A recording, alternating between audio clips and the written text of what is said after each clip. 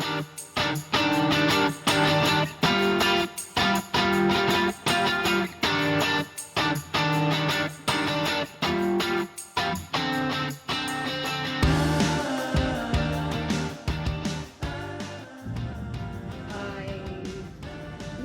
and talking at the same time is a little bit like the, except for I can do this much better. The rub your, pat your, I can't even talk while I'm doing that, so I don't know what the art has.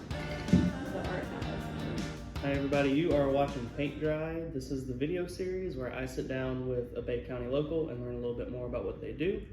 For those of you who don't know me, I'm JD. I'm the director and co-founder of Palmetto Paint PC. We are a nonprofit that gives back to other nonprofits through paint classes and fundraisers. I'm also a muralist and commission artist.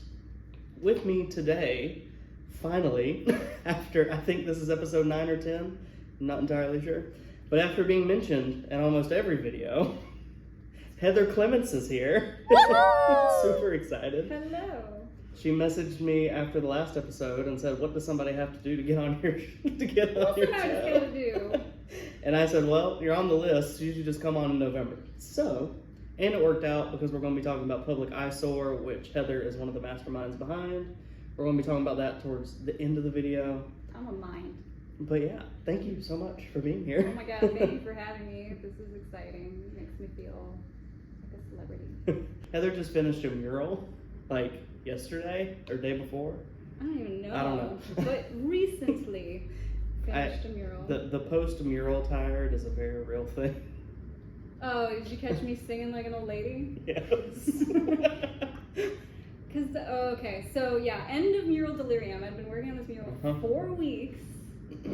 4 weeks, which is a long time. That is and a long like time. every hour that I possibly could, basically. And it was one of those like, oh, maybe I should finish today. No, okay, one more day. Okay, today. No, okay, one more day. And it was like at the end of that, and I'm like trying to rush to get it finished, kind of. And then I'm doing the last bit, my little like at Heather Clements art thing. I have to lay on my stomach because I'm painting lines that are against the ground, and you can't like, it's hard to get a straight line just like generally, but like from a bad angle. So I'm laying on my stomach, which is a horrendous position. Like I don't sleep on my, I hate it. I hate it. My back is not a fan, so I'm all tired and laying on my stomach, and I'm improv'd a song while my husband apparently was recording. It is. And that song's been stuck in my head. I don't think people understand how much physical labor painting a mural is. It's so hard. But yeah, any other artist I've talked to that has done murals wholeheartedly agrees. And I think we all went into it like, this will be cool. And it is. This will be sweet. This will be swell. Yeah. This will be just good, clean fun. But it's such hard labor.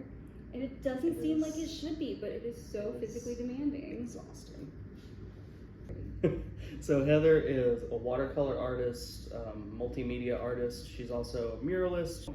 We're both slow moving because I'm about to start a mural. She just finished one, so we're both like in that relaxed state right now. But yeah, so Heather, tell us about Heather. How did you get into art? How did I not get into art? Okay, wow. I don't know what that means. Very philosophical. I was never not into art, you know? I mean, every kid loves to draw, but I like really love to draw. Yeah. Right, I mean, it's like a boring story. I liked art. It's like always. A boring story. It is, you know, like, I don't have like I was in this amazing accident, or people were terrible to me, and then I did art, and then everything got better. Like, no, like I had no radioactive spider. I had supportive parents. Like, how boring. You know, went to art school. Where'd you go to art school? MICA, Maryland Institute College of Art, which is actually the oldest art school in the country. That's cool. Are you from Maryland? I'm from Northern Virginia. I don't think I knew that. Okay. Now you know. Now I know. The DC area. Cool. Growing up, it was drawing, and then I majored in painting because I felt like it was more serious than drawing, even though I really love drawing. But I mean, I love painting too. Anyways, but majoring in painting at MICA, it was kind of understood that it was oil painting, so that was pretty much all oil painting.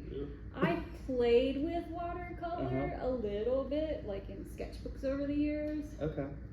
But I didn't really get into it until, I don't know, a handful of years ago. And then I fell in love, like I do, because I'm a medium whore. Do we have to bleep whore? I don't know if we have to do that. Should we? I'm a medium lady of the night. Medium. T-shirts, I can see it now. City Arts T-shirts. Yeah. So Heather has done several murals around town. Which ones all have you? What was your first one that you did in town? My first indoor one was at the Center for the Arts in the kids' classroom, but my first outdoor one was on the Welcome Wall downtown. Okay, cool. Yeah, I don't know about you with your first mural, but I was just like so stoked and so excited. I could not contain myself. Like, I couldn't sleep. I was just like, I want to do it, but I was also really nervous. I'm like working a boom lift for the first time and all of that. Now See, my first one was ground level. It was in my classroom, so I didn't even have to get on a ladder. I just stood on a chair. I didn't have to get a boom lift involved. I love the boom lift though. Have you boom lifted by now though? I have not. You have not? It's so fun. It's on my list of things that I might need next year, TBD. But no, I have not done one yet. I really like being up high is a better way to say it. I like heights. Yeah. I like heights. It makes me feel powerful and in control. It is kind of fun painting like way up high though. Yeah. Because over at El Weirdo, I got to be like 13 foot up in the air on the ladder. Oh yeah. Oh, so painting on a ladder just like is a little bit terrible though. I prefer painting on a ladder to painting on scaffolding. I don't like scaffolding. Really? I don't like scaffolding. But you have no surface around you. I'd rather go up and down the ladder than be on the scaffolding. And it just makes me nervous. you're so much more likely to die. Or fall. I've painted on a scaffolding twice, and the first time I got really comfortable and I forgot that I was on scaffolding because I just, had my headphones in. I'm just in the zone painting, and I went to take a step back and almost. Yeah. Okay. And then the second time I was on scaffolding, somebody bumped into it and it shook, and I was on a ladder on the scaffolding, which you're not supposed to do, but that was you were painting from the ladder? Yeah. Ooh. I was on a ladder on scaffolding and like almost fell again. I don't know. I don't I just had a step stool on the scaffolding, and that did make me real nervous. Yeah. Because you're not supposed to do that. You're not definitely you feel like you're not immediately. You're like, this is why they say don't do this. Exactly. And I like the A-frame ladders. I don't like the just lean against the wall ladders. Yeah. No. Those are those are terrible. More of a death trap, I think, too. Well, yeah. Little inside baseball here about mural. Sorry. Only recently started getting jobs where I was just told, do whatever. Yeah. It's been very nice. I mean, it's how you're gonna get your best work. For anyone out there hiring a muralist, I know your ideas are cool and great, but if you trust the person who does it for a living, I promise you it's gonna be really cool. And they can incorporate your ideas. They can incorporate it, yes. We'll be nice to your face, but at home we will when the camera's off, we will talking. be complaining to our spouses. And going, oh my god, they want me to change a thing again. They've got one more change and I'm done. One more change. I learned on that one quick with murals.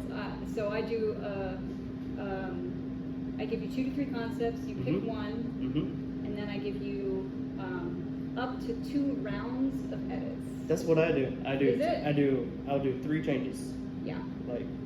I'll do the example and then I'll change it once, change it twice. I might change it the 3rd time if it's something small, but that's cut off. Yeah. So you just went to New York. I did. To do a live painting for an IKEA event. What was all that about? Because I saw it on Facebook, and then you were there, and then you were back home. What was all that? Yeah, because it wasn't allowed to be public for a while. Right. Yeah, man. IKEA Fest. So they invited me and one other artist, the other artist, Darren Todd, totally awesome guy from Portland. Okay. Yeah, it's this big fancy event with fancy drinks and food and all sorts of interactive things going on, and it's just kind of like a show off of IKEA things and celebration of what they do, and they're bringing sustainability stronger into an everyday life thing, which obviously I'm all about. Yeah. And they wanted me and Darren to paint murals live during the event. In friggin' New York City, right? Just so cool. I was like, yes please. It was really cool. It was quite stressful, but that was also my fault because I was pretty ambitious with my design. You didn't finish it, did you? I did, but it came at a mental health cost. No. It's what were you willing to trade? Eating and breathing. There it is. Okay. But only for a short period of time. For a little bit. I started it at noon, and the event started at 6. Okay. And so I needed to have enough done that it was like decent looking at the beginning of the event, Right. but also so that I could finish it during the event. So Okay. it's a lot of like specific A lot of planning. timing thing, and I was rushing. I was painting a lot of it on the ladder. I was going as fast as I could. People told me that they were like coming up and going, "Hey Heather," and I would like brush them off. And I don't believe them. I think they made that up. I think it was an exaggeration because they could see that I was like, You were just busy. Yeah. I was just Frantically trying to ferociously- finish. Yeah. Yeah. But I got what I wanted to get done before the event started. Barely shoved a granola bar in my face, and then when the event started, they had live DJ. That's and he was awesome. playing fun tunes, so I was dancing, I was painting, and there was a bajillion photos and videos, and supposedly like New York Times and Architectural Digest were there, Cool. and Condé Nast and a bunch of influencers. Yeah. Fancy people. It was fancy. It was fancy. But, you have to pretend to not know these things. I think more events should do live murals. Having done a few, they're really fun. It was a huge And hit. people love it. I mean, there were a lot of really cool things at that Yeah. event, but the feedback that we got, both from the people and from the IKEA people that other people talked to, was Yeah. that we were their favorite part. People That's awesome. loved watching the mural happen. So yeah, it should totally be a part of more events. People dig it. I really enjoyed doing the one. It wasn't in New York. It was over at the park during the Asian American Pacific Islander Festival. Yeah. And they had me and a couple of other artists over there. And that was really fun. People really liked it. I let the kids paint because, it's just painted and covered up if they mess it up. Like, they had a really good time. And it's kind of fun to see what you can get done in like an 8-hour period. Because you're very limited on time for those. Yeah, under the crunch. So what is your favorite thing to paint? Because I know you paint a lot of florals and portraits. Do you like painting those, or is that just kind of what you paint? Oh, yeah. Or, okay.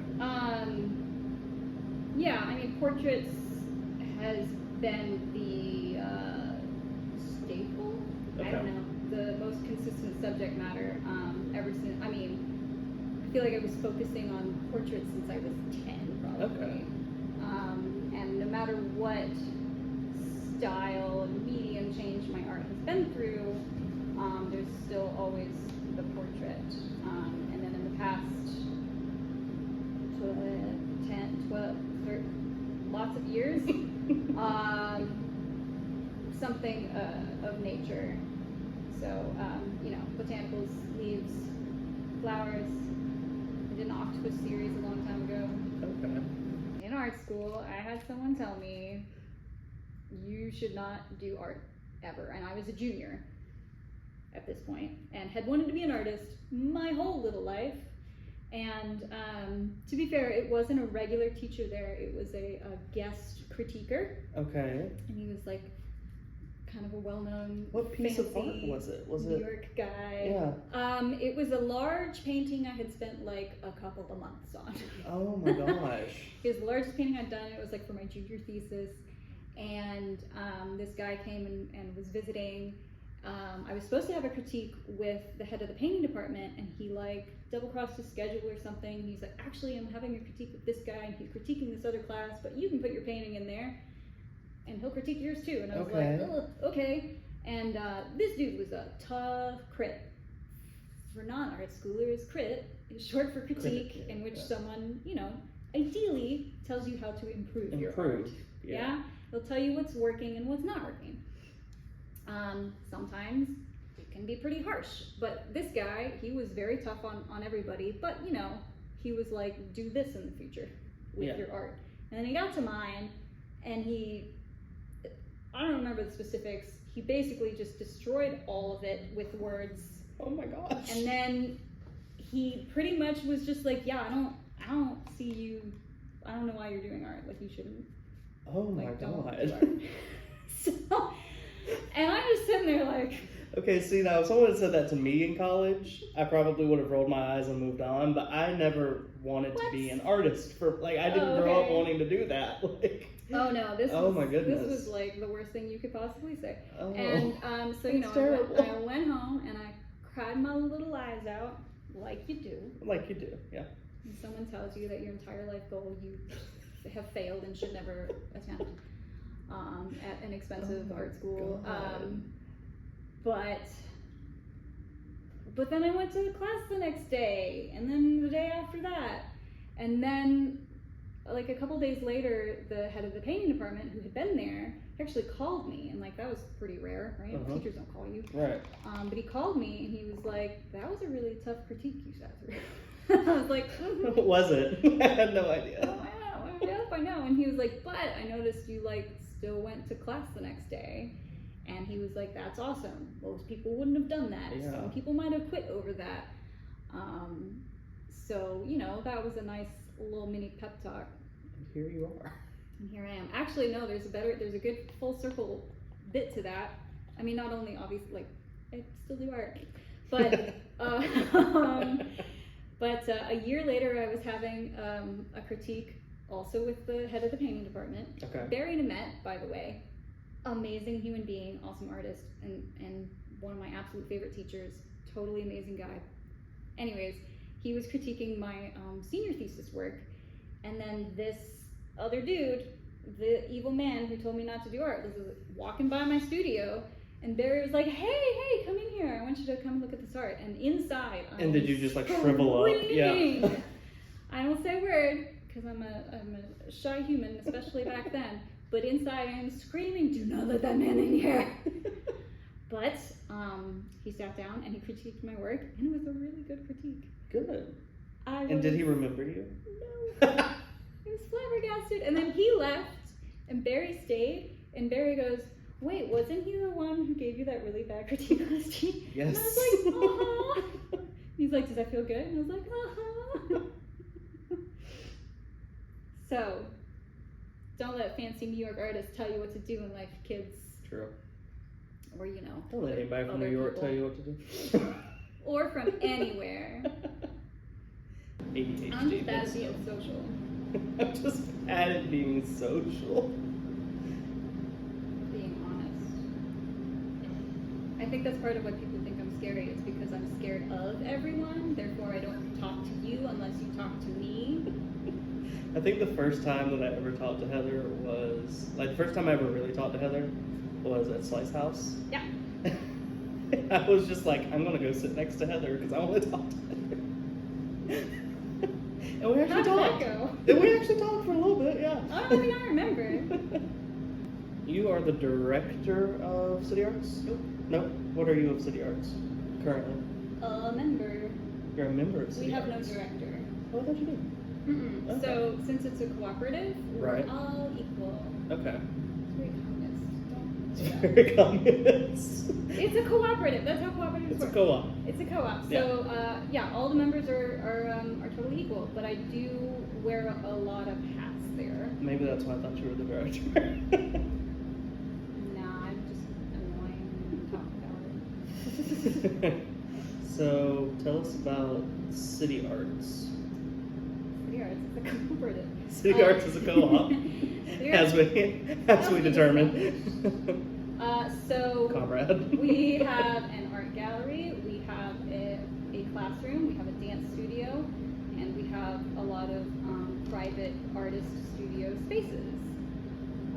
And so all of the members of City Arts essentially can use the space and the resources for any of their creative endeavors that they like, and also ideally contribute somehow to the cooperative. And so that's like, you know, monthly meetings and working a Saturday shift every now and then. You know, we've got a finance manager, a business manager, marketing, and blah, blah, blah, all the things like a regular business type of place has. Okay. And City Arts is behind history class, across from Center for the Arts, back there in one of the sketchy alleys behind history class. That's right. Next door to Panama City Boxing Club. Yes.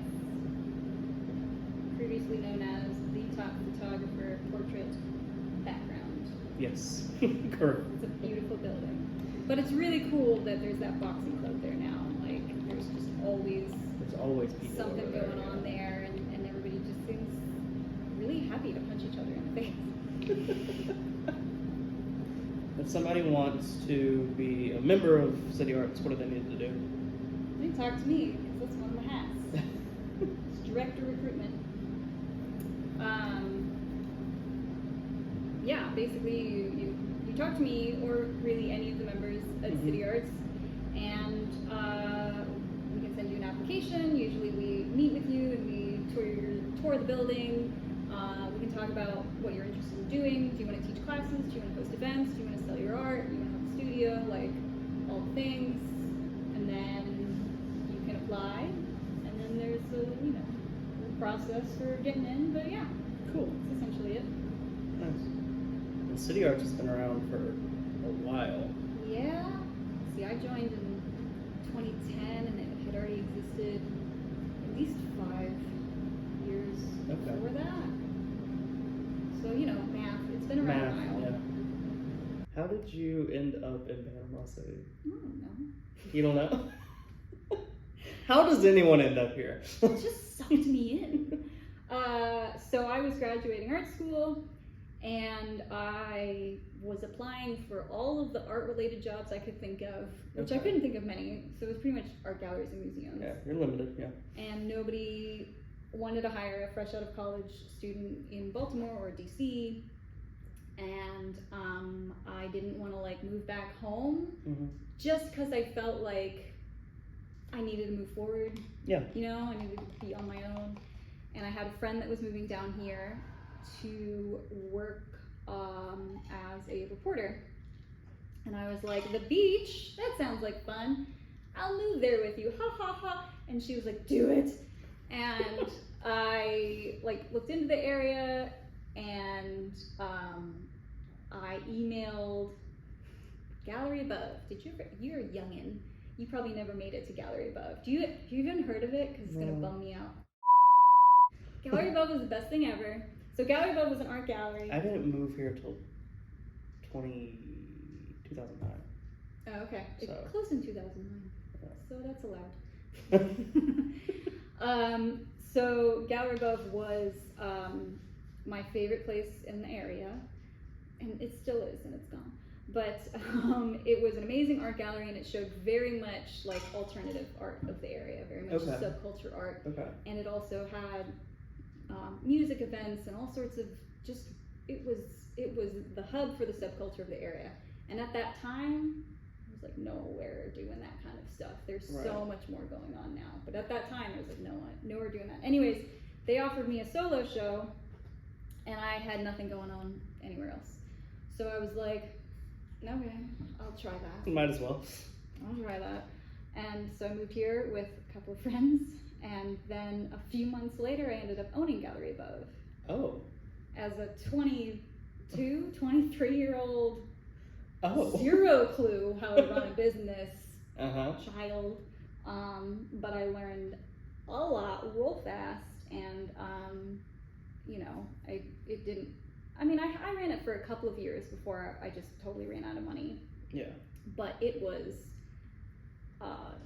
such a passion project, what's the phrase I want?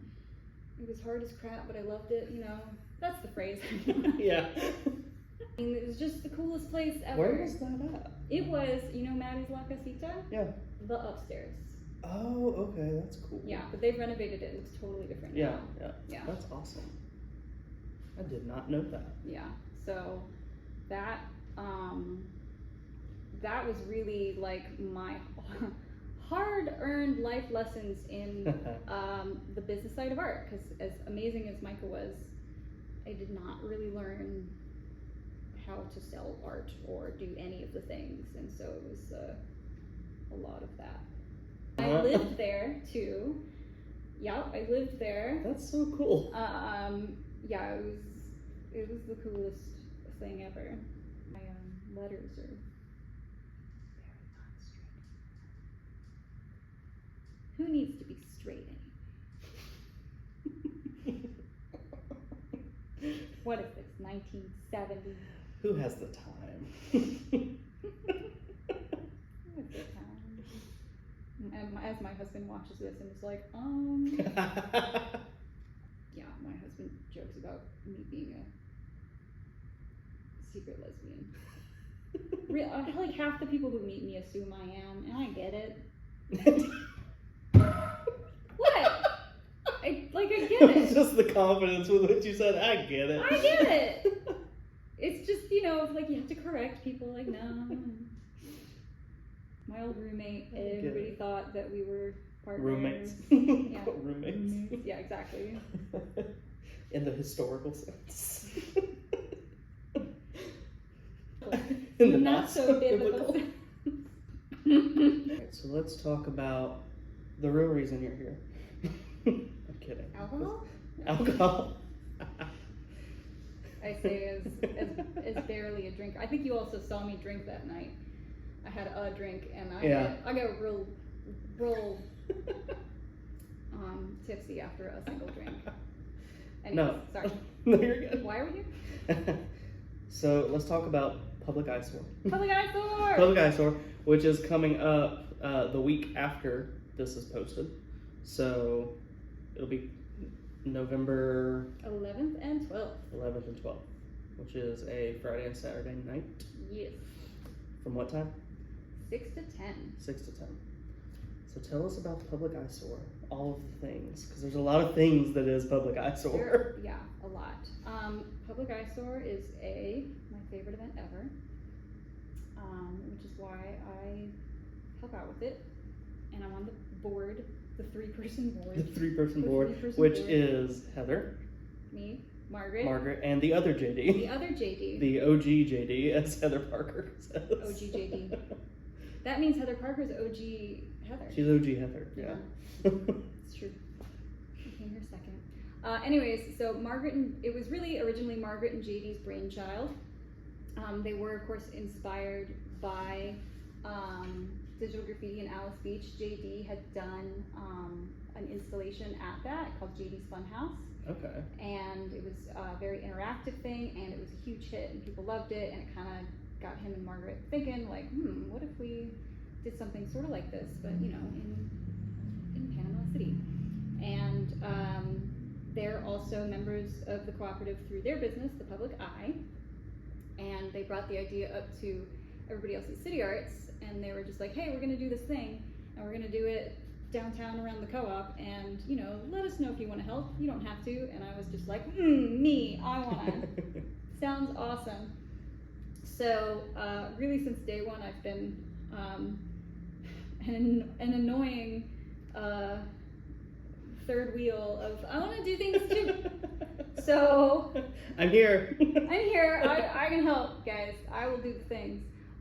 So I've been like volunteering the whole time, and then eventually I get, my official title was volunteer coordinator. Okay. So I wrangle all the volunteers, and that, I don't know, I do things, but it's the coolest thing ever. It is an art projection festival. been God, it going took on me a for- long way to get.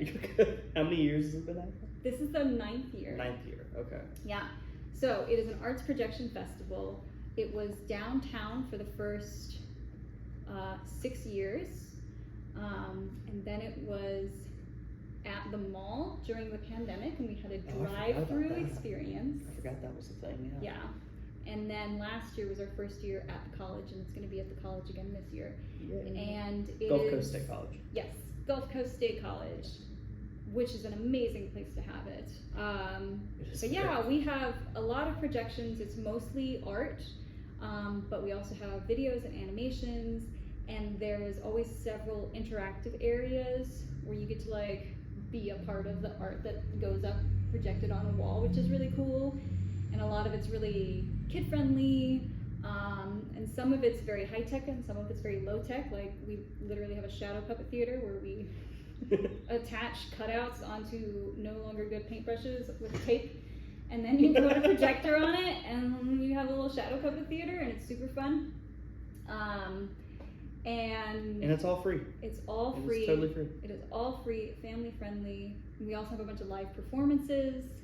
The college students are doing a lot of things for it. Mosley High Band is Oh, going to be cool. opening it this year. That's awesome. Yeah, it's the coolest thing ever. And all three of us are like, how long have we been doing This this? has been happening for What how are- long? What are we doing? We did it a month after the hurricane. Which is just crazy. It is so crazy. If you were not here, nothing was happening a month after the hurricane. People were still picking up trees out of their houses and yards and Out of their arms. houses. It's very true. Like, and I mean, we had only had power for like maybe 2 weeks before it. So immediately after the hurricane, the assumption was obviously this festival It's not isn't happening. Yeah. And then I think I remember getting a phone call from Margaret, and she's like, "We're thinking of maybe doing it anyway." And I was like, "Huh?" I'm still trying to bathe myself. You guys know what's Like, happened? what? But we did it, and It was very cool. And ideally, people were thankful, you know, to have something to go to after the hurricane that was not picking trees out of their houses. And then during the pandemic, we did it drive-through at the mall, and so we made like a little route where you just drove all the way around the mall, and on all the, you know, walls were things projected, and it was such a huge success. I mean, we had thousands It was really of cool. cars come. Like the line of cars was insanely long. And it was different. It was weird, but in a good way. Yeah, but it was, you know, for a lot of people, the only thing that they were Yeah. able to go to, because you could stay in your car and be totally COVID safe. So yeah, and then last year we first did it at the college, which is also great because you can still distance pretty well there if you want to, because it is a large Yeah. area. It was really cool downtown, but at the college it is just so. It's just so much scaled It's up. bigger, Like, it and is we just- have more projectors Yeah. every year. We're gonna have over 50 projected surfaces. Holy cow! I know, it's a lot. And And do you guys have maps of where everything's at, or is it just you show up and start walking? How does that work? so that's one of my jobs, is to make the map. Okay. But really you show up and you walk around. Okay. But the maps are also there. We found last year that the trouble with maps is nobody knows People can't how to read them. Nobody, and I try to make it so, that's one of my things, is to make the map for the public.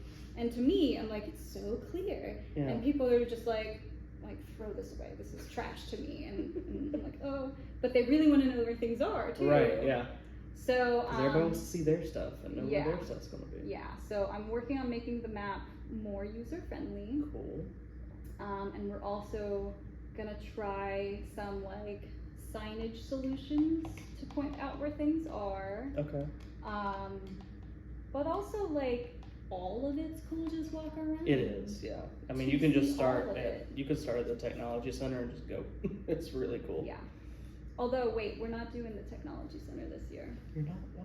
So, because there's a lot of construction going on the campus, and Okay. they've been tearing down some buildings, so that's part of it. You'd have to like go around a large area of construction to get To to the get to- technology okay. building. I see. But it's kind of maybe better because now it's like more condensed, and we're projecting on the outsides of some of those buildings, which are like one of them is a huge surface. Awesome. Yeah. So I don't know. It might be even cooler than last year. We shall see. But either way, it's gonna be awesome. What is your favorite thing at Eyesore? I don't know, man. People ask me that. All of it. All of it, the whole thing. Love all of it. As an artist, I can tell you that, I mean, like I said, when I first heard the idea, I was like, yes, me, I'm there, I want to do that. And I was like, yeah, my art's going to be projected, that's cool. But then you see your art projected huge on a building, and you're like, It's very cool. whoa. Yeah. It is very, very cool. Maybe it was an influence into getting into murals, even. Maybe. I don't know. So as an artist, that's a really cool thing. But I love that it's so inclusive, and that we're not, I don't know how to say this, we're not snobby? Is that what we're very, Anybody, that's my favorite thing about it, actually. Anybody can submit their art. yes, anybody can submit their art. And they make it look so good. It is not a juried thing, except for we just make sure that it's not breaking the law. It's kid appropriate. And it's kid appropriate. Yeah. So we have art in there from like 4-year-olds and 99-year-olds, and art from literally all over the world, all the continents except for Antarctica. Oh, that's cool. Yeah, so all over the globe there's artists that submit, although it is primarily local and regional artists. But I really love that it gets people into art that might not otherwise be into it. You know, I don't know about you, I really hate the idea that art is like some hoity-toity thing, or like only for artists and, you know, for the people. You know, I think it's for everyone, and I think everybody can benefit so much from art. Yes. And so I think it makes art more approachable and fun, and yeah. I could gush about Public Eye Soar like Go for it. all day. So another awesome thing that Margaret and JD do is they shoot everybody's art. Because shooting your art and making it presentable is It's a talent. it's an entirely different skill set.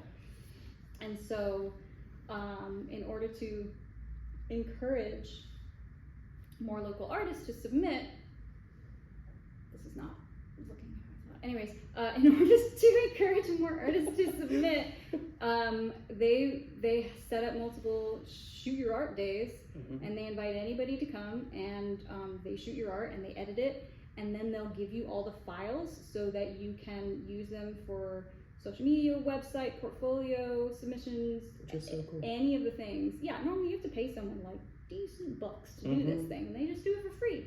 And then you can have all your, you know, a bunch of your art in Public Eye Soar. All right, you ready to show your painting? Yes, Yes.